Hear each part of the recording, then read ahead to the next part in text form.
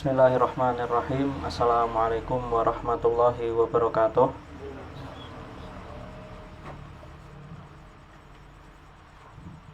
Alhamdulillahirabbil alamin wassalatu wassalamu ala nabiyyina Muhammadin wa ala alihi wa sahbihi wa man tabi'ahum bi ihsanin ila yaumiddin. Allahumma inna nas'aluka an taj'alana min ahlil Qur'an alladzina hum ahluka wa khassatuk. Allahumma faqihna fid din. Allahumma 'allimna bit ta'wil. Rabbana zidna ilma warzuqna fahma, amin. Rabbi shrah li sadri wa yassir li amri wahlul 'uqdatam min lisani yafqahu qawli. Amin wa ba'd. Sebelumnya ini terlambat tadi, maaf kan itu. Ada tamu soalnya.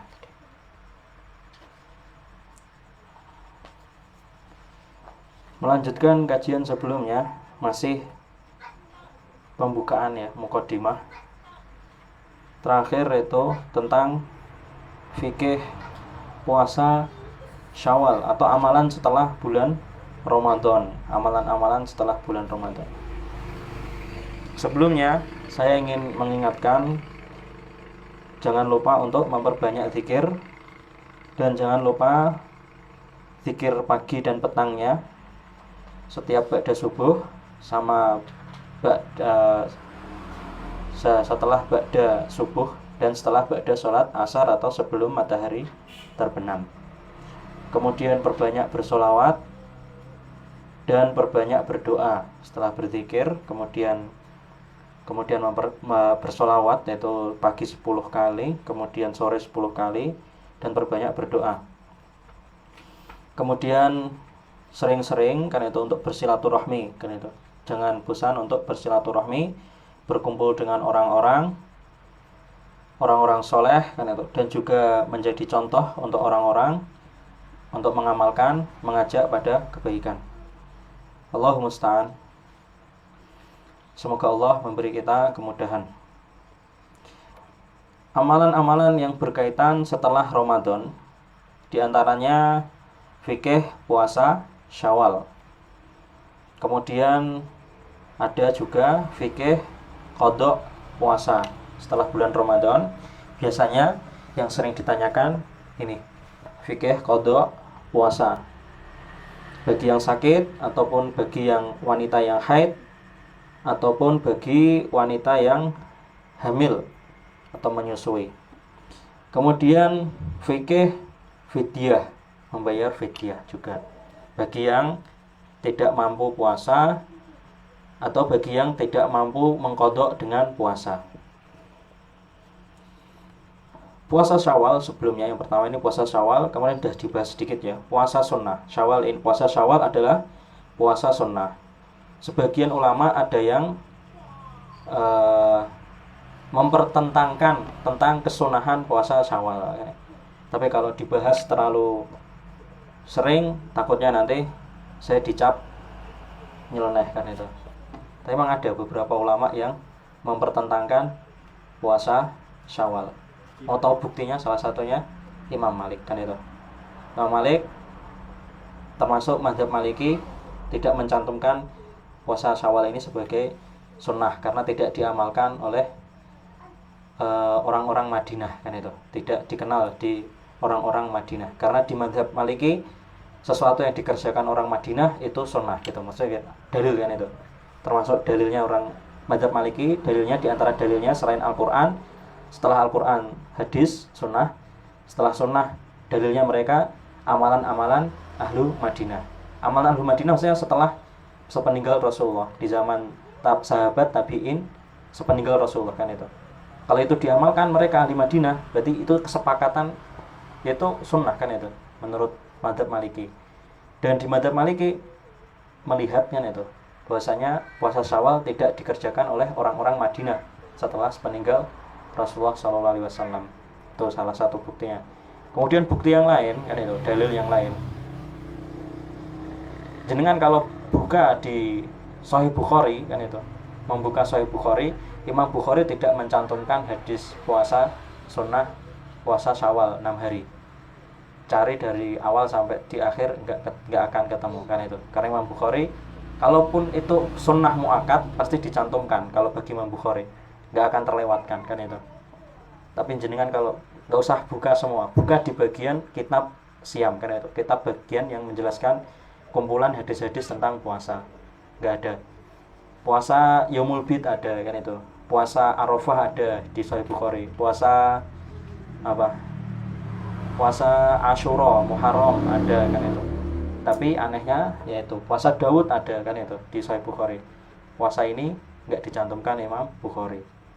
Itu salah satu mazhabnya Imam Bukhari, termasuk tidak menetapkan puasa Syawal ini, puasa sunnah Syawal. Jadi beberapa ulama ada yang mempertentangkan tentang kesunahannya puasa Syawal. Tapi yang rajih mayoritas jumhur mensunahkan kan itu puasa Syawal kan itu. Puasa sunnah atau tatawu itu istilah sunnah yang lain. Sunnah ada istilah yang lain. Nanti sering kita pakai istilah-istilah yang dimaksud sunnah itu. Kalau dalam usul fikih, kalau dikerjakan mendapatkan pahala, ditinggalkan tidak berdosa, tapi merugi kan itu, karena melewatkan kesempatan emas mendapatkan fadilah yang sangat besar sekali.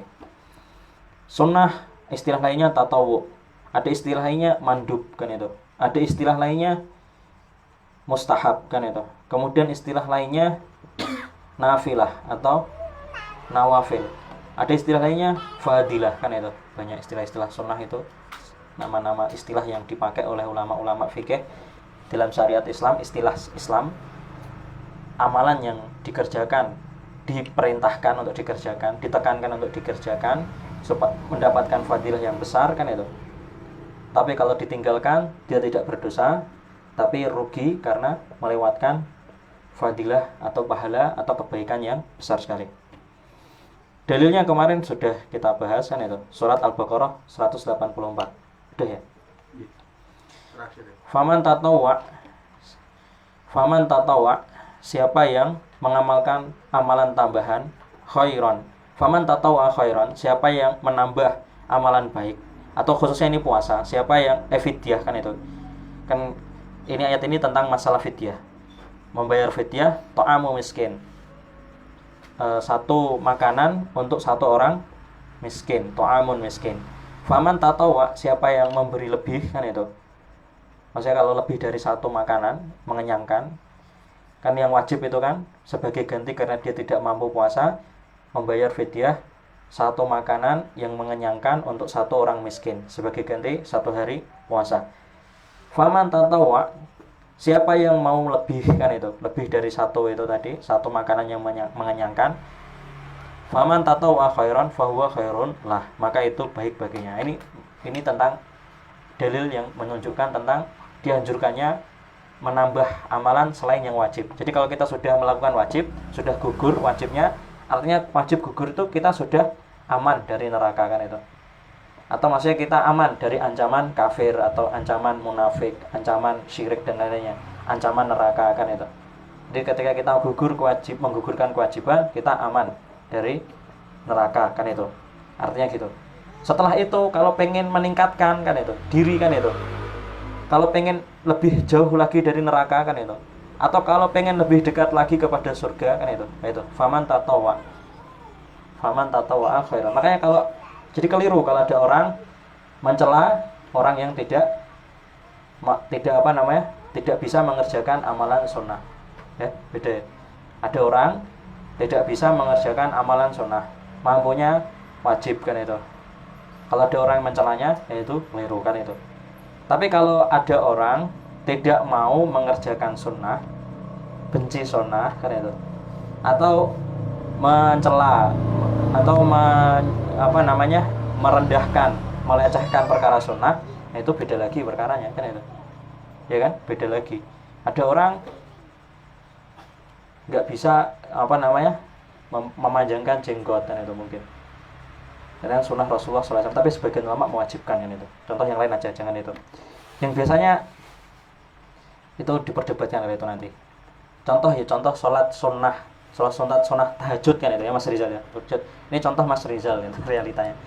Mas Rizal ini mah. Mas Rizal di apa Mas Rizal? Dikritik orang gara-gara tidak bisa rutin sholat tahajud ya Mas Rizal gitu. Nah itu contohnya seperti itu. Padahal sholat tahajud itu sholat sunnah atau amalan tatawu kan itu. Jadi pasal di ayatnya itu faman tatawwa khairan fahuwa khairun lah. Yang itu siapa yang mau mengamalkan amalan tambahan itu baik baginya kan itu. Tapi kalau nggak bisa ya nggak, bukan wajib kan itu. Karena dia sudah aman kan itu. Wa antasumu khairul lakum, ini khusus lagi, dan puasamu kan itu. Puasalah kamu, hendaknya kamu puasa itu lebih baik bagimu kan itu. Daripada memberi makan atau dibanding memberi makan orang miskin sama puasa kan itu lebih bagus puasa kan itu. Lebih bagus puasa. Ini contoh ayat menjelaskan memberi makan sama puasa kan itu fadilahnya lebih besar puasa kan itu.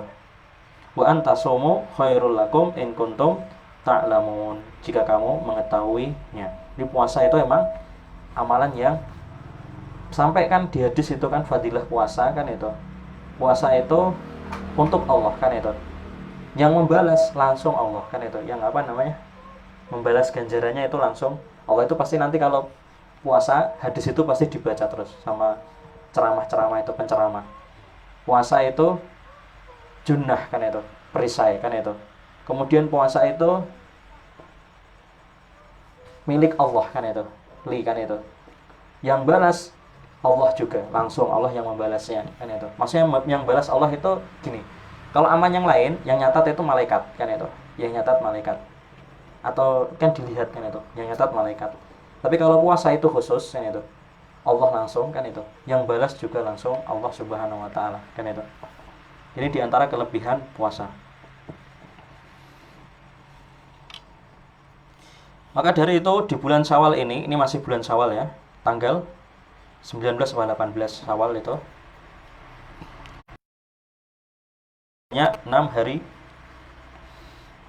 Dan di antara fikih juga yang berkaitan tentang masalah ini, tentang masalah amalan-amalan setelah bulan Ramadan, itu tadi tentang qadha bagi yang memiliki hutang puasa. Jadi kalau mau ditulis ringkasannya di sini boleh dituliskan itu. Bagi yang memiliki hutang puasa, fikih ini ya, masalah fikih. Ya Mas Rizal, masalah fikih. Mas Rizal pakai jubah itu ya. Wah, tambah khusyuk Mas Rizal. Alhamdulillah. Bertakwa, baju takwa. Libasut takwa. Jadi jangan cuma dipakai entak ya kan. Harus akhlaknya juga, cara berbicaranya sama orang tua.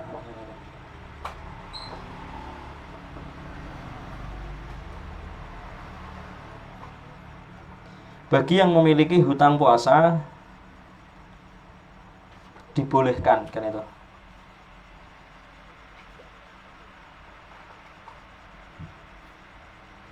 Menunda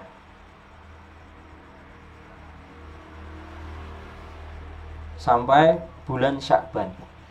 Contohnya ini yang sesuai di hadis kan itu. Yang pertama ini sesuai di hadis. Boleh menunda sampai bulan Sya'ban. Ada contohnya di hadis ini tuh. Nanti dibahas sendiri tuh tentang hadisnya. Ini ringkasan fikih yang ringkasannya dulu kan itu. Itu sampai bulan Sya'ban. Kemudian lanjutnya lagi setelah bulan Sya'ban kan itu. Setelah bulan Sya'ban.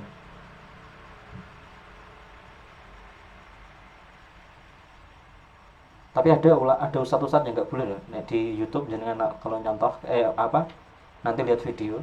Emang ada beberapa yang nggak boleh menunda langsung kan itu. Harus langsung segera kan itu. Tapi sebenarnya yang paling kuat kan itu menunda itu boleh. Tarohe kan itu istilahnya kalau dalam kan masalah fikih kan itu membayar puasa itu boleh ditunda secara tarohe, ditunda-tunda boleh, atau fauron harus segera kan itu. Kalau sesuai hadis asar itu ada, nanti dibahas sendiri, ada hadis-hadisnya. Itu tadi sampai bulan Sya'ban. Setelah bulan Sya'ban, sampai situ ya. Setelah bulan Sya'ban atau ketika Ramadan ini berarti Ramadan yang kedua ya. Ramadan yang berikutnya. Maksudnya setelah bulan Sya'ban berlalu, kok dia belum bisa menyauri atau membayar, kok menyauri bahasa Jawa ya? Melunasi kan itu. Belum bisa melunasi puasanya kan itu. Iya, mengkodok kan itu. Maksudnya bahasa Indonesianya kan melunasi kan, membayar kan itu. Setelah bulan Sya'ban atau Ramadan, ketika Ramadan kan itu belum bisa mengkodok kan itu, atau belum bisa membayar. Kodok kan istilah fikih. Belum bisa kodok puasa, belum bisa mengkodok kan itu. Artinya kodok itu ya membayar kan itu, melunasi atau nyauri hutang kan itu, nyaur kan itu. Bahasa Jawa kan itu. Ketika Ramadan belum bisa membayar,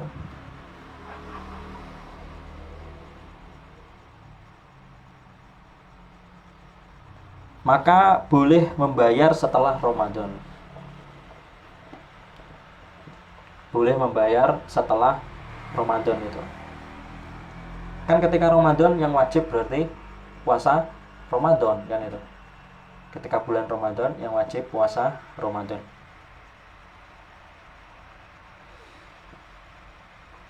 Ketika Ramadan atau setelah bulan Sya'ban atau ketika Ramadan berikut belum bisa membayar, maka membayar setelah Ramadan.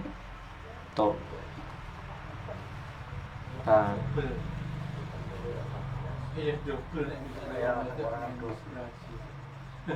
Setelah Ramadan selesai kan itu lanjutnya. Setelah Ramadan selesai, ini berarti orang ini betul-betul ya semoga bukan karena kelalaian bermudah-mudahan, jangan sampai bermudah-mudahan, tapi mungkin karena ada uzur kan itu. Setelah Ramadan, jika tidak mampu puasa itu, setelah Ramadan kondisi fisiknya berubah kan itu, tidak bisa puasa. Setelah Ramadan tidak bisa puasa, maksudnya itu berarti kalau masih bisa puasa tetap harus wajib qadha puasa. Tapi yang kalau kita tulis jika tidak mampu puasa berarti sudah mengandung di dalamnya, kalau yang mampu berarti otomatis tetap hukum asalnya kan itu. Hukum asalnya kan wajib puasa, qadhanya kan wajib puasa. Jika tidak mampu puasa diganti dengan fidyah kan itu. Jika tidak mampu puasa diganti dengan fidyah.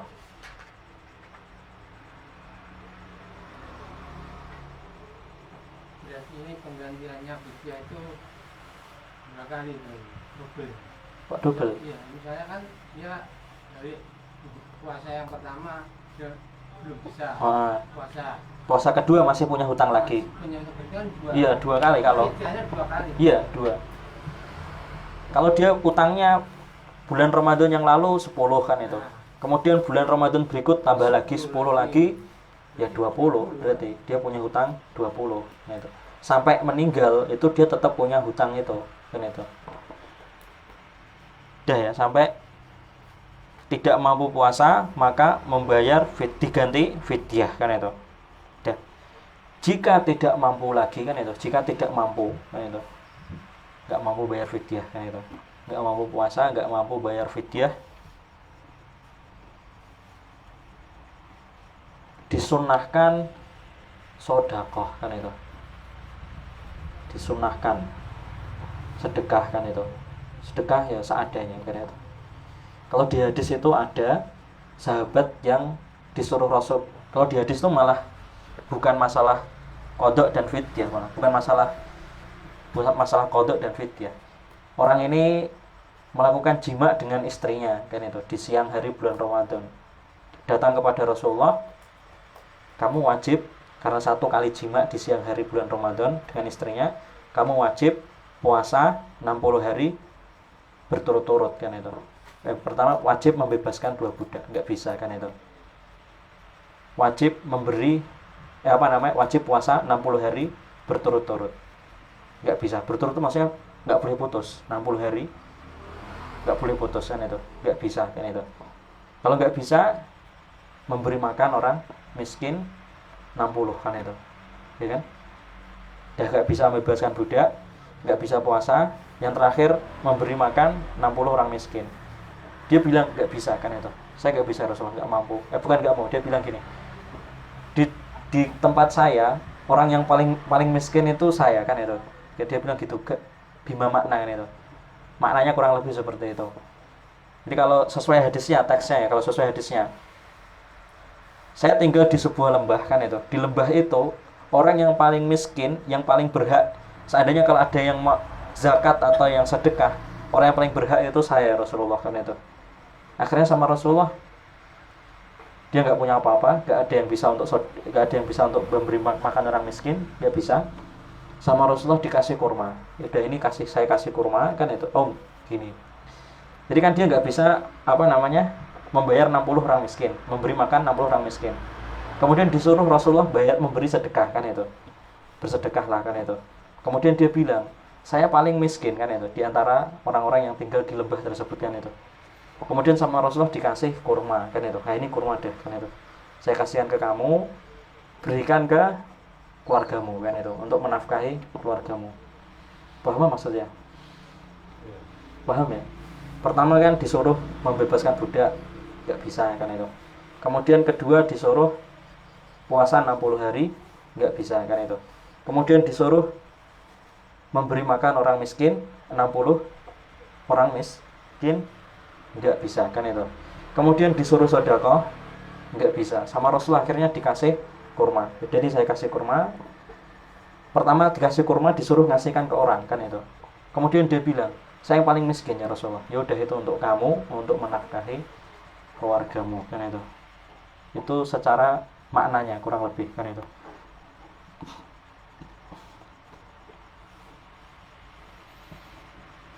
Jadi yang tidak mampu fidyah terakhir kan itu, disuruh memperbanyak sedekah kan itu terakhir. Sunnah bukan wajib. Sedekah itu sunnah kan itu.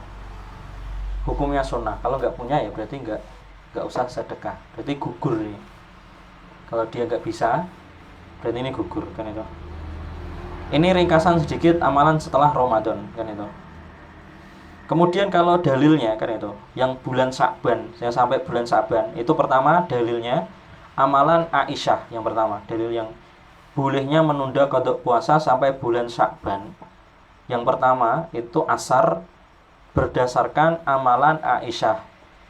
Rasulullah masih hidup. Kenapa dia menunda sampai Sya'ban? Karena demi melayani Rasulullah. Jadi dia menunggu sampai Sya'ban. Kenapa kok Sya'ban? Karena di Sya'ban itu Rasulullah puasa kan itu. Kan gitu. Ada kan hadis kan? Rasulullah itu puasanya yang paling banyak itu di bulan Sya'ban setelah Ramadan. Kalau Ramadan kan full 30 atau 29 hari atau 30 hari. Setelah Ramadan yang paling banyak, bulan yang paling banyak Rasulullah puasa itu bulan Sya'ban kan itu. Makanya Aisyah menundanya sampai bulan Sya'ban biar bisa bareng dengan Rasulullah. Di sini ada fikihnya kan itu. Jadi perempuan antara melayani suami dengan membayar qada puasa itu lebih utama melayani suami kan itu. Paham? Ya kan? Itulah Islam gitu. Melayani suami itu nomor 1 kan itu. Daripada mengqada puasa kan itu. Apalagi nek puasa sunnah kan itu. Jadi kalau perempuan nek alasan saya puasa sunnah kan itu sama suaminya kan itu, kue nganu jajan sik kan itu. Bisa ya? Mungkin nggak gitu? Ada nggak yang gitu? Saya lagi nganu atau salat sunnah kan itu. Aku ini lagi sholat tahajud kan itu, dibuat alasannya itu, gak iso nganu kue kan. Ya, misal seperti itu, nggak boleh kan itu, seperti itu. Jajannya nggak mungkin. Ya? Itu tidak cemera ya.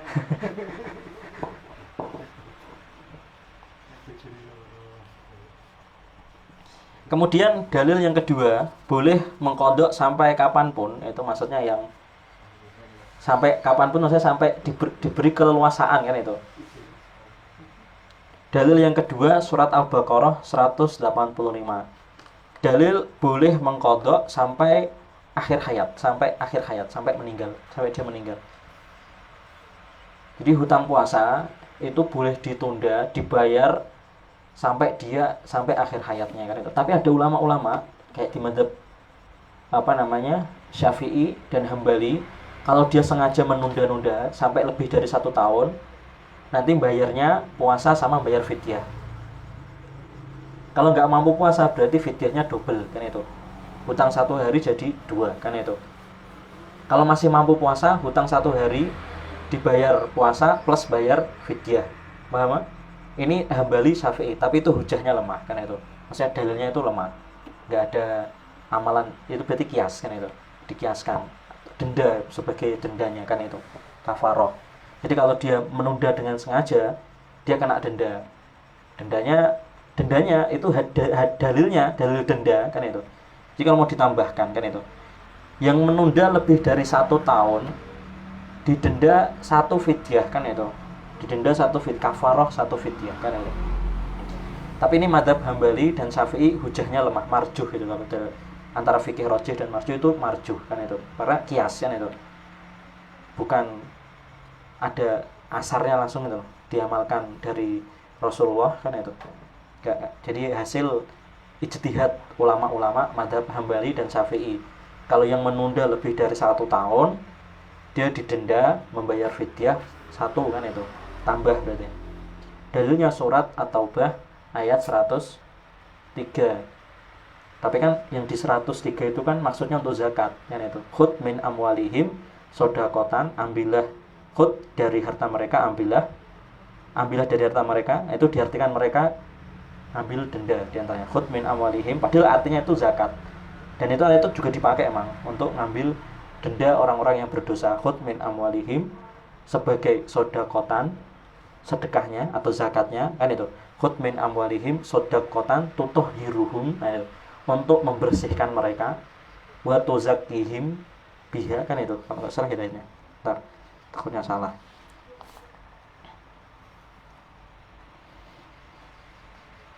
Ayat Al-Quran salah, dosa berat ini saya.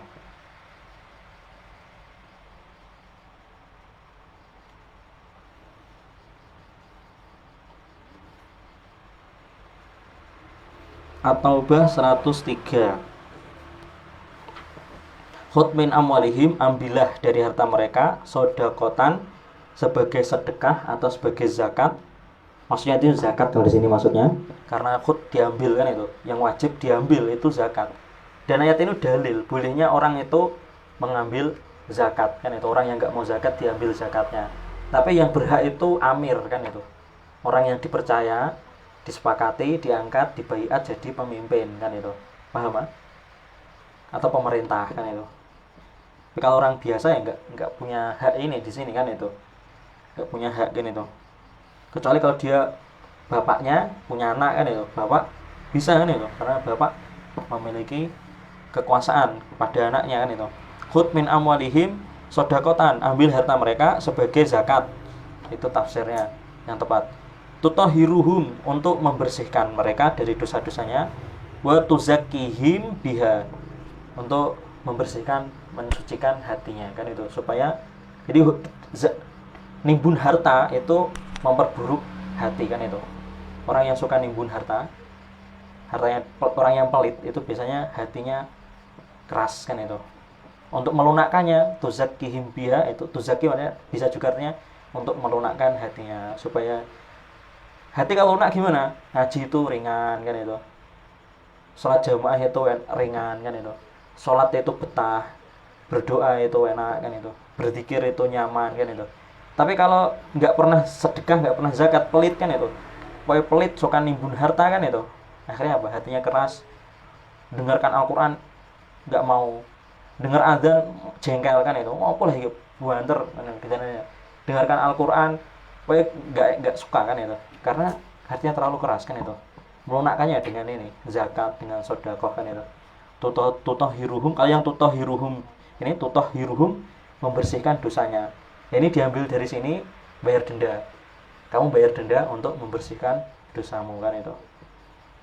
Dan ini banyak dipakai sama ulama-ulama untuk dalil membebankan denda bagi orang-orang yang melakukan pelanggaran, kan itu. Dan ini juga bisa, jenengan kalau melakukan dosa, kan itu, pengen membersihkan dosanya, tinggal bayar banyak sedekah, kan itu, memperbanyak sedekah, kan itu, tutahhiruhum, untuk membersihkan dosa.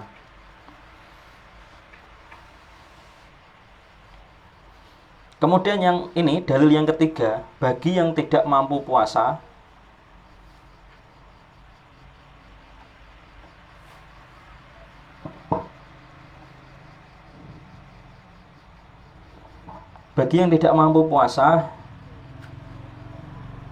membayar fidyah, kan itu dalil yang bagi yang tidak mampu puasa membayar fidyah. Surat Al-Baqarah ayat 184. Oh ya, dalilnya tadi saya belum baca yang Al-Baqarah 185. Yang 185 itu yang tadi, fa'iddatum min ayamin ukhor, mengganti puasa di hari yang lain. Fa'iddatum min ayamin ukhor, yuridullah bikumul yusra, Allah itu sesungguhnya Allah menghendaki bagi kalian kemudahan, wala yuridu bikumul usra, dan Allah tidak menghendaki kesukaran bagi kalian.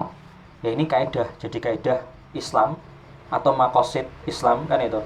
Islam itu ibadahnya itu yusrun, memudahkan. Ibadah Islam itu dohirnya kayaknya membebani, tapi sebenarnya itu memudahkan orang, kan itu. Islam itu sebenarnya yuridullah bikumul yusra. Kamu disuruh sholat itu sebenarnya bukan membebani kamu. Kesannya kayak membebani, tapi sebenarnya itu untuk memudahkan kamu. Kamu disuruh menegakkan syariat Islam itu sebenarnya bukan untuk membebani kamu, tapi sebenarnya itu untuk kepentingan kamu, untuk memudahkan kamu. Disuruh jihad itu bukan membebani kamu, itu nanti kembali untuk kamu, memudahkan kamu. Kalau Islam izzahnya tinggi, Islam itu ditakuti, ya kan akhirnya imbasnya kebaikan itu kan kembali ke kita sendiri, kan itu. Orang-orang kafir segan sama orang Islam, kan itu. Jadi syariat Islam itu semua sebenarnya bukan beban, itu untuk kepentingan manusia sebenarnya. Baik untuk kemudahan. Kayak kalau ditinggalkan ya dapatnya kesusahan, kan itu. Kan gitu. Ngamalkan syariat Islam, insya Allah dapat kemudahan. Semakin jauh dari syariat Islam, dia dapat kesukaran, kan itu. Makanya kalau yang hidupnya susah itu berarti kurang ngamalkan syariat Islam, kan itu. Ya kan pasti. Ya. Kalau ada orang yang hidupnya susah, kan itu. Hidupnya susah, berarti hidupnya kurang dekat dengan Islam, kurang dekat dengan Al-Qur'an, kurang dekat dengan sunnah, kan itu. Banyak bid'ahnya mungkin. Atau mungkin malah paling parah ya syirik, kan itu. Maksiat yang paling parah syirik, kan itu. Yang paling membuat sengsara orang itu kesyirikan, kan itu. Ya, hati-hati keluarganya ya Mas Rizal, ya, kan itu. Diingatkan, kan itu. Kesyirikan itu membawa pada kesengsaraan, kan itu. Ya Mas, yang keluarga yang masih bid'ah juga, kan itu. Membawa kesengsaraan, kan itu. Itu sedikit ringkasan tentang amalan-amalan setelah bulan Ramadan. Kemudian materi lanjutan tentang taun, kan itu sedikit yang bahas tentang taun. Afwan, ini agak mundur sedikit waktunya.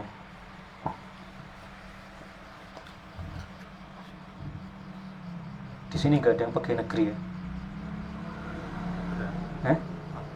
Siapa? Mbak Eka. Bentar Mbak Eka, sedikit. Materi lanjutan tentang taun. Ya, saya ulas sedikit aja. Nanti insya Allah dilanjut di pertemuan berikutnya aja. Sedikit aja, muqaddimah sedikit. Materi lanjutan tentang taun. Ya, sebelumnya sudah kita bahas bahwa taun di dalam hadis perkataan Nabi, murojaah di kajian-kajian sebelumnya, kan itu. Itu sudah kita kaji, ringkasan dari perkataan Nabi sudah kita tulis. Itu diantaranya hadis yang pertama, bahwasanya orang yang mati syahid ada 5, kan itu. Yaitu salah satunya yang terkena wabah penyakit taun. Masih ingat ya? Murojaah sedikit kajian yang lalu. Hadis yang pertama, bahwa orang yang mati terkena penyakit wabah itu mati syahid, kan itu.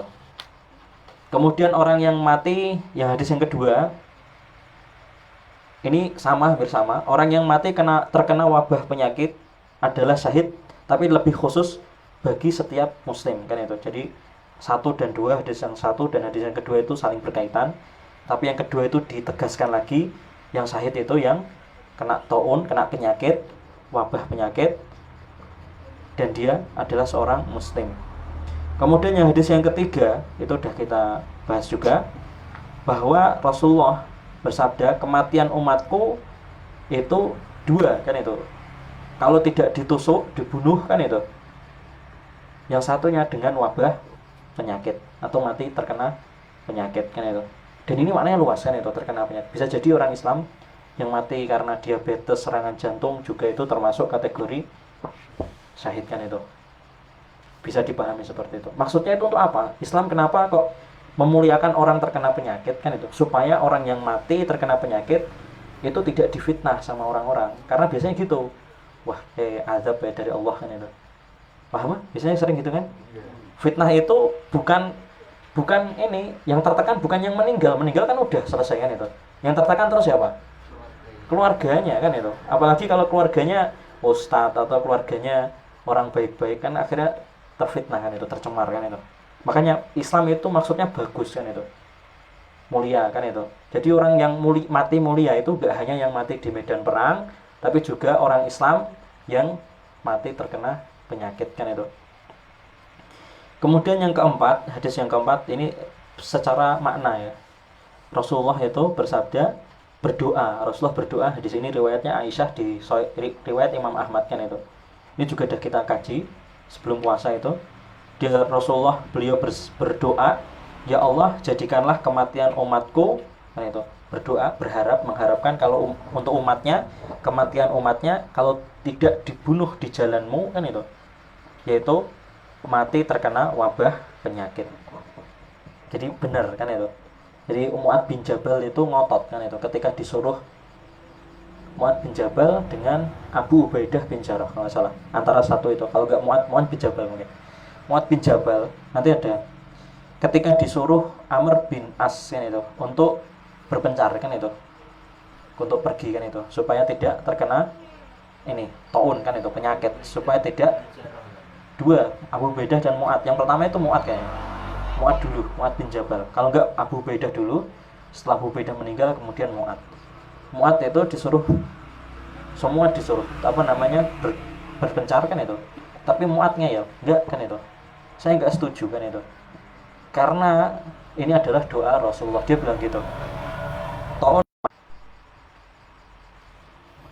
Jadi yang keempat ini, hadis ini Rasulullah berdoa, beliau berdoa, ya Allah jadikanlah kematian umatku dibunuh tadi atau ditusuk itu di jalanmu, atau terkena wabah penyakit dan itu, atau maksudnya kena taun. Ini ada, jadi maksudnya ini yang di hadis yang keempat ini taun itu adalah doa Nabi, dan perang yang terjadi seperti ini, orang Islam dibunuhi, itu berarti juga termasuk apa? Termasuk apa berarti? Doa Nabi kan itu kan? Iya kan? Nabi mengharapkan kematian umatnya di akhir zaman kan itu, dibunuh kan itu, dan terkena penyakit. Jadi kalau ada orang mati seperti dibunuhi kan itu, orang-orang kafir, itu adalah doa Nabi kan itu. Kemudian yang mati terkena penyakit itu juga adalah doa Nabi. Tapi maksudnya apa? Maksudnya itu kita boleh berharap. Jadi kita juga boleh berdoa, berharap mati mulia seperti ini, mati dibunuh atau mati terkena penyakit taun. Makanya pas itu Mu'ad bin Jabal, kalau enggak yang Abu Ubaidah bin Jarrah, khutbah di mimbar berdoa, semoga mati terkena wabah penyakit, karena dia bilang nggak mau pergi dari medan perang kan itu, karena ini adalah sedang disamakan atau dikiaskan itu, ketika kondisi ada wabah penyakit itu sama seperti berhadapan dengan musuh kan itu. Makanya dia nggak mau kabur kan itu, ketika disuruh pergi kan itu. Jadi Abu Ubaidah kan disuruh pergi sama Umar bin Khattab, disurati kan itu kalau baca di syarah Ma'anil Asar karya Tohawiyah kan itu, Imam Tohawi. Kalau nggak di kitabnya Ibnu Mulakin syarah atau di syarah Sahih Bukhari kan itu dijelaskan, di situ ada asarnya. Umar bin Khattab itu kan pergi, atau kalau dikatakan kabur, lari kan nggak etis kan itu. Amirul Mukminin masa kabur kan itu. Dan ini ijtihad Umar bin Khattab ketika sampai di Damaskus, ketika mau masuk di gerbang Damaskus, dia pergi kan itu. Nggak jadi masuk kan itu. Nah, ini ada yang mengatakan Umar bin Khattab itu pergi dari, atau kalau dikatakan lari nggak bagus kan itu. Tapi yang termasuk menghindar tadi. Lari dari penyakit kan itu. Tapi nggak mutlak, jangan dikatakan kabur ya, nggak etis kan itu. Sahabat yang Amirul Mukminin. Tapi ini memang ijtihad Umar bin Khattab. Umar pergi kan itu, nggak jadi masuk. Yang Abu Ubaidah tetap kembali masuk kan itu ke Damaskus. Karena dia memang gubernur ya kan itu. Jadi Umar mau masuk dicegat sama Abu Ubaidah kan itu. Diberitahu ada taun kan itu. Umar berijtihad dengan para sahabat kan itu, musyawarah kan itu. Nanti ada hadisnya insya Allah dibahas sendiri insya Allah di pertemuan berikutnya. Kemudian taun itu sudah kita bahas, pernah terjadi di Damaskus, ibu kota Syam, disebut taun Amwas. Itu yang terakhir sudah kita bahas itu. Sahabat yang meninggal diantaranya Mu'ad bin Jabal dan Abu Ubaidah bin Al-Jarrah.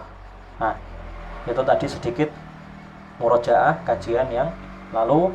Insya Allah pembahasan yang barunya dimulai di pertemuan berikutnya. Aku qouli hadza astaghfirullah li wa lakum, jazakumullah khairan, barakallahu fikum, wassalamualaikum warahmatullahi wabarakatuh.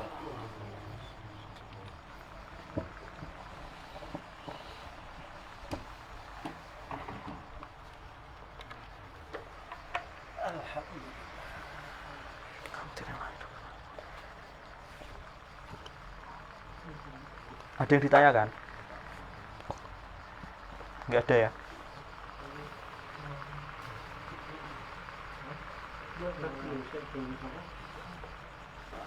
Kan biaya motor naik ya? Oh, terus ini kedua sanggup. Ini makan sanggup. Bilang sama tuan, berikutnya nih, kalau saya ini utang. Alhamdulillah. Utang untuk bayar fidyah, maksudnya gitu? Enggak dianjurkan kan itu? Enggak dianjurkan. Udah enggak wajib kok, enggak mampu kan enggak wajib berarti. Kalau pas mampu dia wajib, kalau pas enggak mampu enggak ada untuk membayar fidyah, berarti enggak ada kewajibannya kan itu. Tapi pas itu zakat fitrah utang boleh? Boleh nek zakat fitrah utang. Syaratnya dia punya gini Mas Rizal. Punya pandangan bisa melunasi hutang tersebut. Kalau dia nggak punya pandangan nggak boleh kan itu. Jadi dia udah punya cageran kan gini. Saya gajian ini nanti sebentar lagi gajian minggu depan kan itu. Tapi saya untuk zakat fitrah belum ada kan itu. Saya utang di toko kan itu. Utang beras untuk utang 10 kilo kan itu. Untuk zakat satu keluarga 4 kan itu, 4 orang, 4 kepala kan itu. Itu boleh kan itu. Karena dia punya bayangan bisa nutup kan itu. Dan dia mampu.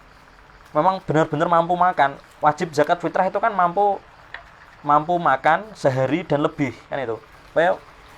Kayaknya hampir semua orang di kajian gini insya Allah kan itu. Mungkin makan 1 bulan itu punya pandangan itu loh. Punya pandangan insya Allah ke depan ini 1 minggu masih bisa makan kan itu. Ya enggak kan itu.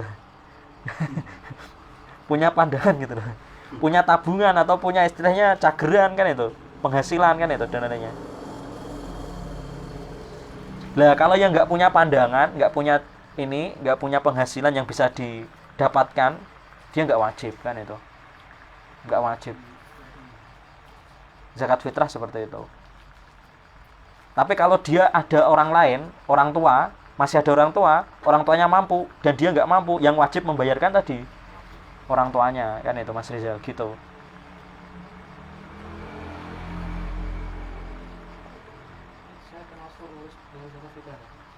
Jenengan orang tua, jenengan dinafkahi melu orang tua.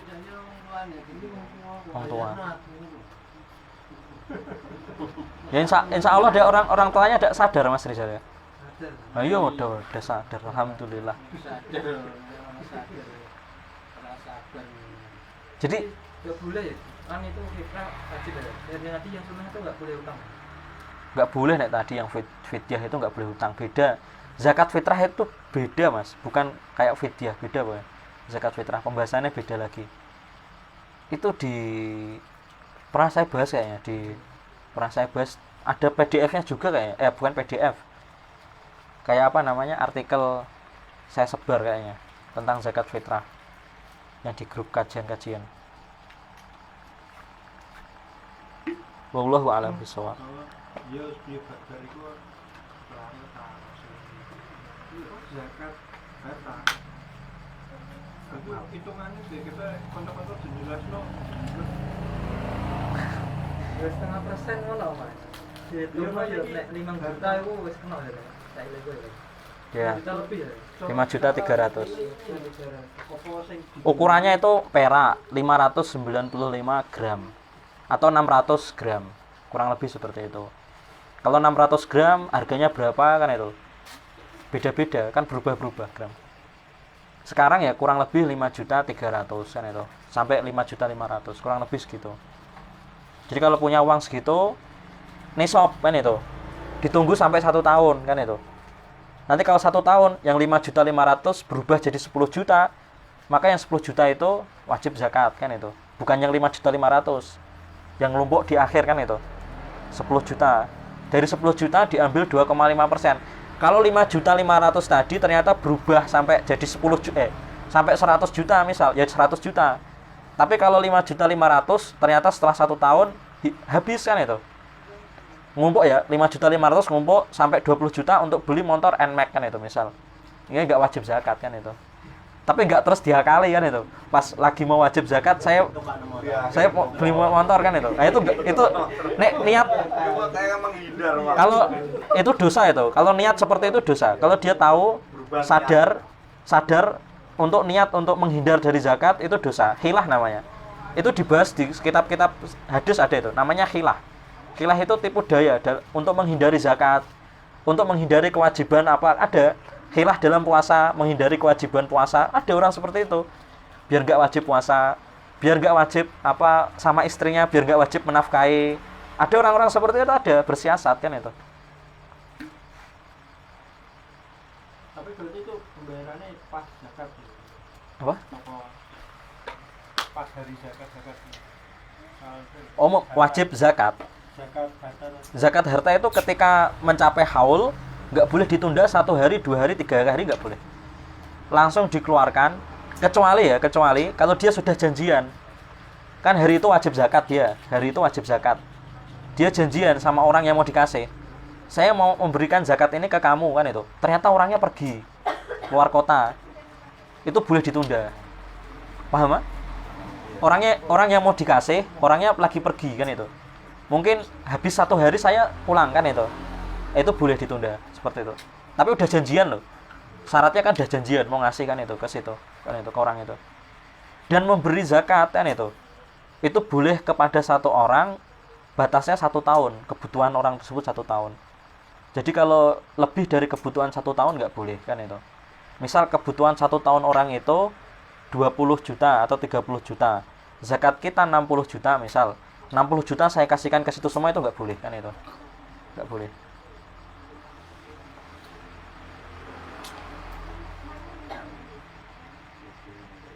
Jadi kalau sudah cukup 1 tahun penerima zakat ya, orang mustahik zakat, kalau orang yang berhak menerima zakat, kok dia menerima zakat mungkin dari Lazismu, dari Basnas, dari apa lagi, JSP, ABA kan itu. Ternyata ngelumpuk kan itu, sudah 20 juta kan itu. Udah cukup kan itu. Kok dia masih menerima lagi? Itu nggak boleh kan itu. Kalau yang paham harus ditolak kan itu. Saya sudah cukup kan itu, nggak boleh kan itu. Umpama dapat beras buat 1 bulan, terus minta lagi beras lagi ya. Ya kan tadi batasnya 1 tahun. Batasnya 1 tahun. Jadi dia boleh minta untuk kebutuhan 1 tahun kan itu. Tapi kalau sudah cukup untuk 1 tahun, dia nggak boleh minta-minta lagi kan itu. Dan pada dasarnya minta-minta itu nggak bagus dalam Islam. Yang dianjurkan itu ta'afuf kan itu. Ta'afuf itu tidak minta-minta kan itu. Tidak menampakkan kemiskinannya.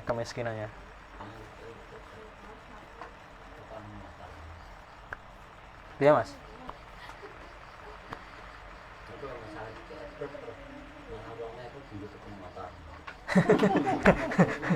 Padahal gue urip sekitar setahun. Iku Jadi zakat itu kayak kita itu membiayai, kan itu, pembiayaan. Dan itu sudah dijelaskan di Al-Qur'an. 8 pembiayaan yang dibutuhkan Islam dan itu harus ditanggung dengan zakat. Pahaman jenengan? Zakat itu kebutuhan pembiayaan, kebutuhan yang sifatnya harus ditanggung orang Islam bersama, kan itu. Dari zakat orang Islam, kan itu. Kan itu. Ya ada 8 masorif, kan itu. Orang fakir, orang miskin, kan itu. Orang fakir itu orang yang yang ini, yang butuh, kan itu, dan dia sampai minta-minta, kan itu orang fakir. Kalau miskin butuh tapi nggak minta-minta, bedanya gitu. Di antara 8 masorif, yakni di antara 8 masorif zakat, orang yang menerima zakat itu ada yang kaya, kan 8. Di antara 8 ini ada yang kaya. Di antara yang kaya ya amil zakat, itu amil zakat bisa orang kaya. Amil zakat itu pegawai orang yang mengurus zakat. Karena hadisnya ada. Di antara 8 masorif zakat itu enggak semuanya miskin, ada yang kaya. Di antaranya amil zakat. Kemudian orang yang berjihad, kan itu. Berjihad fisabilillah. Ya, kan itu paham ya. Selain itu kategorinya fakir miskin semua. Gitu. Apa? bisa dikatakan ada yang tanya. Mu'alaf, kan itu. Ya, ya mu'alaf juga kategori yang sama, kan itu. Mu'alaf itu untuk melunakkan hati orang. Jadi misal gini, mu'alaf itu. Misalnya dia kan orang kaya, tapi Mu'alaf itu gini, misal ada orang kaya, kan itu. Orang ini bahaya, orang ini berpengaruh, kan itu. Kalau dia masuk Islam, bisa menguatkan Islam. Kalau dia memusuhi Islam, bahaya untuk Islam, kan itu. Nah, diantaranya zakat bisa dialihkan untuk tadi, untuk membayar orang itu supaya enggak supaya tidak membahayakan orang Islam. Atau kalau bisa supaya dia tertarik masuk Islam. Satunya gitu, salah satu mu'alaf gitu. Taklif, bukan mu'alaf, takliful qulub. Istilah takliful qulub itu melunakkan hati orang. Makanya mu'alaf itu maksudnya dilunakkan. Wallahu a'lam bishawab.